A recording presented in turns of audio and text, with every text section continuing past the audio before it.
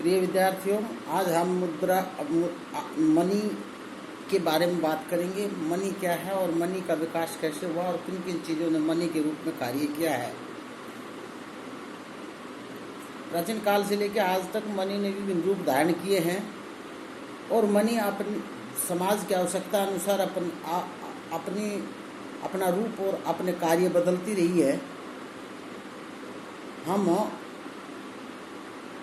विषय को लंबा न खींचते हुए हम मुद्रा के विकास और मुद्रा की विशेषताएं और मुद्रा के कार्य और मुद्रा के रूपों के बारे में ही बात करेंगे। तो मुद्रा का विकास, मुद्रा क्या है? मुद्रा जब से मनुष्य ने संग्रह शुरू किया, सभ्यता शुरू होने के साथ साथ संग्रह भी शुरू हुआ। शुरू में जंगली चीज़ों का संग्रह शुरू हुआ और बाद में ये संग्रह था, ये बहुत प्रकार की चीज़ों के अंदर बदल गया। और जब संग्रह शुरू हुआ तो किसी व्यक्ति के पास सरप्लस की समस्या और किसी के पास डेफिसिट की समस्या आई। कोई चीज़ ज़्यादा और किसी के पास कोई चीज़ कम है। अब किसी के पास कोई चीज़ कम है तो उसे ज़्यादा वाले से कोई ना कोई चीज़ लेनी पड़ेगी, वो चीज़ लेनी पड़ेगी।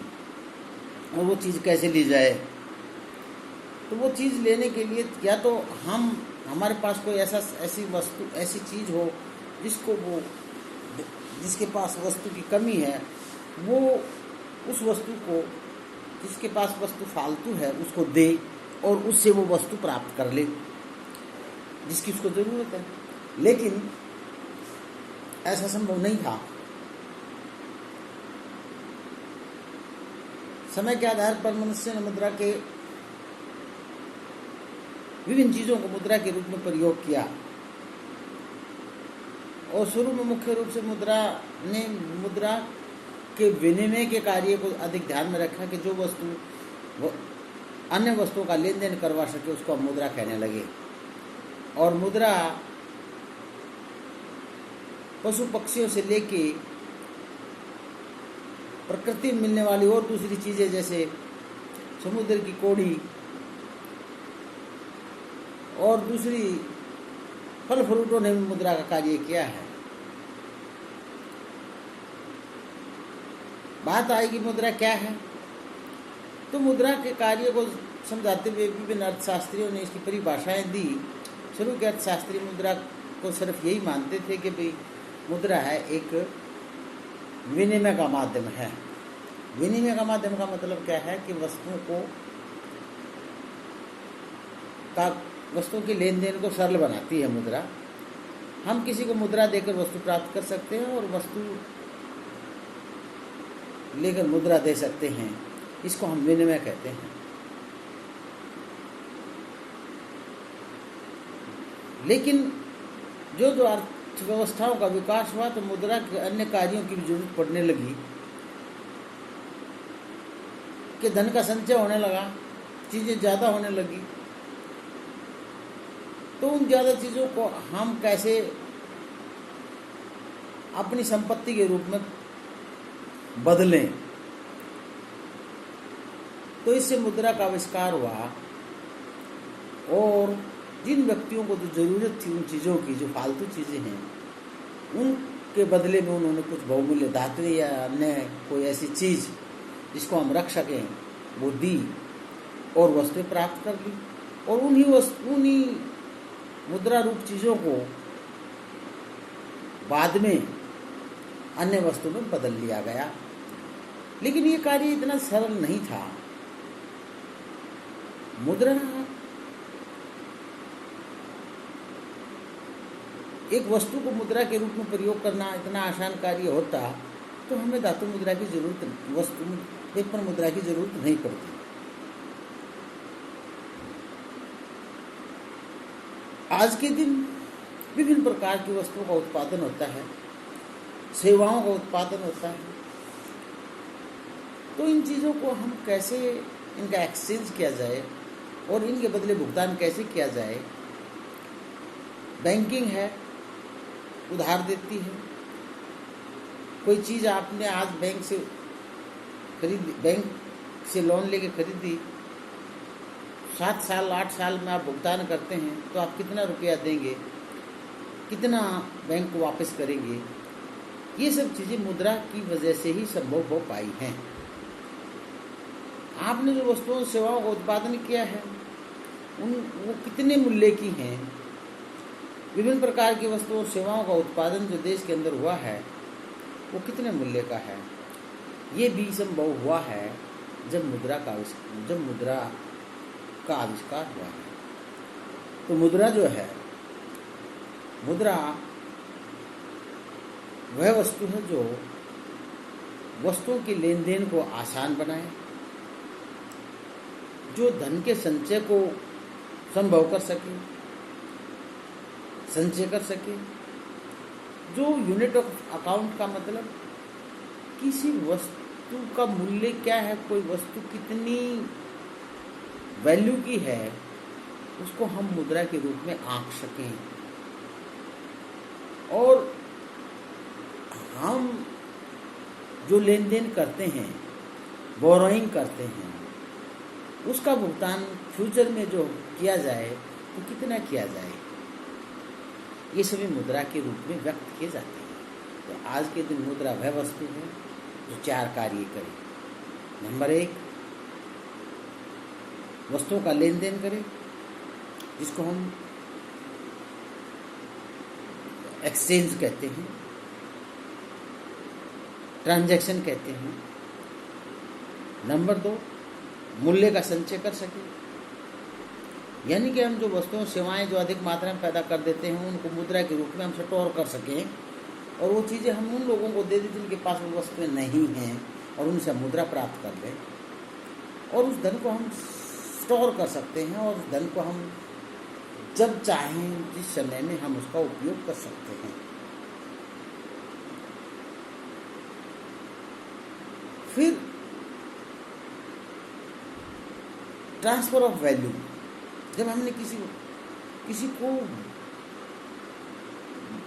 कोई चीज़ देनी है, कोई वस्तुएं प्रदान करनी है, कोई वैल्यू का भुगतान करना है, तो हम ये भी मुद्रा की सहायता से कर सकते हैं। कोई आदमी दूर दराज पर बैठा है तो उसको वस्तुएं देने की बजाय हम उसको मुद्रा दे देते हैं। हम अपने साथ मुद्रा इसीलिए रखते हैं कि हम मुद्रा को किसी भी समय उससे ज़रूरत की चीज़ें हम ले सकें, और फ्यूचर में होने वाले भुगतान इनको भी हम कर सकें। तो मुद्रा जो है वह वस्तु कोई भी हो सकती है जो ये चारों काम करते, उसको हम मुद्रा कहते हैं। मुद्रा की विशेषताएं क्या है, ये सबसे इसकी विशेषताएं जैसा हमने बताया कि इसकी विशेषताएं, नंबर 1, ये सबसे मोस्ट लिक्विड, सबसे तरल परिसंपत्ति है। मैं इन दोनों शब्दों का अर्थ बताता हूँ। परिसंपत्ति का मतलब जो आपको कुछ न कुछ दिलवा सके, जो चीज़, उसको हम परिसंपत्ति कहते हैं। जिसको आप अन्य वस्तु में बदल सकते हैं, सुविधा में बदल सकते हैं, उसको परिसंपत्ति कहते हैं। तरल का मतलब क्या है, ये केमिस्ट्री से लिया शब्द है। तरल अपने भी बिंदु बना लेता है। तरल चीज़ को आप किसी भी शेप के बर्तन में डाल लें, वो वैसा ही रूप ले लेता है। तो मनी जो है, मनी को आप किसी भी वस्तु में बदल सकते हैं। मनी से आप भोजन खरीद सकते हैं, कपड़े खरीद सकते हैं, ज़मीन खरीद सकते हैं, मकान खरीद सकते हैं, कार खरीद सकते हैं।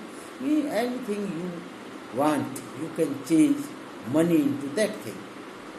तो इसको हम इसीलिए तरल कहते हैं मनी को। मनी एक तरल परिसंपत्ति है। नंबर 2, इसको सामान्य स्वीकृति है। इसकी सामान्य स्वीकृति का मतलब क्या है कि हम किसी को प्रेशर नहीं बनाते कि भी आप वस्तु हमें ये दें और इसके बदले में ये कागज़ के टुकड़े स्वीकार करें, नहीं। क्योंकि ये मुद्रा है वो किसी देश के केंद्रीय बैंक के द्वारा जारी की जाती है, और उस मुद्रा को स्वीकार करना हर व्यक्ति अपने मन से स्वीकार करता है। उसको किसी प्रकार का दबाव नहीं दिया जाता, और ऐच्छिक स्वीकृति है। चाहता है वो अपने मन से स्वीकार करता है चीज़ को, मनी को। मनी के लिए तो कोई दबाव नहीं बनाया जाता। विनिमय का माध्यम का कार्य करती है मुद्रा। मुद्रा वस्तुओं के लेन देन को आसान करती है, और मुद्रा का जो एक खास चीज़ जो है वो है, मुद्रा है वो साधन है, साध्य नहीं है। इससे पहले मैं आपको साधन और साध्य के बीच जो अंतर बताना चाहता हूँ। साधन का मतलब होता है कि वो चीज़ आपको अपने उद्देश्य तक ले जाने में सहायता करती है, लेकिन वो चीज़ उद्देश्य नहीं है। जैसे आप भूखे हैं तो आपका उद्देश्य भोजन प्राप्त करना है, लेकिन मनी है वो आपको भोजन दिलवा सकता है, मनी को आप खा नहीं सकते। मनी इट सेल्फ है, वो साधन है, मनी इट सेल्फ एंड नहीं है, मनी को आप खा नहीं सकते। तो मनी की एक विशेषता है, मनी साधन है, साध्य नहीं है। साधन और साध्य का मतलब है, साध्य का मतलब है जिस चीज़ की हमें ज़रूरत है वो चीज़ साध्य है। हमें जूते की ज़रूरत है, जूता साध्य है, इनके एंड है, और मनी है वो मीन है। हम मनी से जूता खरीद सकते हैं, तो मनी को हम खा नहीं सकते, मनी हमारा इलाज नहीं कर सकता, मनी से इलाज खरीद सकते हैं। तो मुद्रा है वो। फिर मुद्रा के विकास का इसके रूप क्या है? मनी विभिन्न रूपों में आई, जैसे वस्तु मुद्रा हुई, वस्तु मुद्रा के अंदर पशु पक्षी भी हुए, और जो प्रकृति में मिलने वाली दूसरी चीज़ें भी मुद्रा के रूप में लोगों ने उपयोग की। आरंभिक समय में, आदिकाल के अंदर लोगों ने कौड़ियाँ, इवन के ये जो पशु पक्षियों को, और यहाँ तक भी है कि भाई दूसरे महायुद्ध जैसी स्थिति में कुछ लोगों ने सिगरेट को मुद्रा के रूप में उपयोग किया है। और फिर है मुद्रा जो है, धातु मुद्रा भी हुई है। धातु मुद्रा का मतलब क्या है? जब वस्तु मुद्रा से कुछ ज़्यादा सुविधाजनक धातु मुद्रा थी, और धातु मुद्रा को सिक्कों में बांटा गया। धातु मुद्रा में बड़ी मुद्रा, और मुद्रा के बाद छोटे सिक्के, जैसे पुराने समय में रुपया और अन्य रुपया सिक्के होते थे। तो वो लेन देन को सुविधाजनक और वैल्यू को कंप्लीट करने के लिए, किसी वस्तु की जो वैल्यू है, मान लीजिए हम मुद्रा के रूप में मापते हैं, एक किसी वस्तु की वैल्यू है वो आधे रुपये में आ गई, यानी कि 50 पैसे में, तो उसको 50 पैसे देने के लिए हमने 50 पैसे भी बनाए। तो ये धातु मुद्रा है। धातु मुद्रा के बाद आई पत्थर मुद्रा। आई पत्थर मुद्रा, आज के दिन सब देशों के अंदर पत्थर मुद्रा है। और पत्थर मुद्रा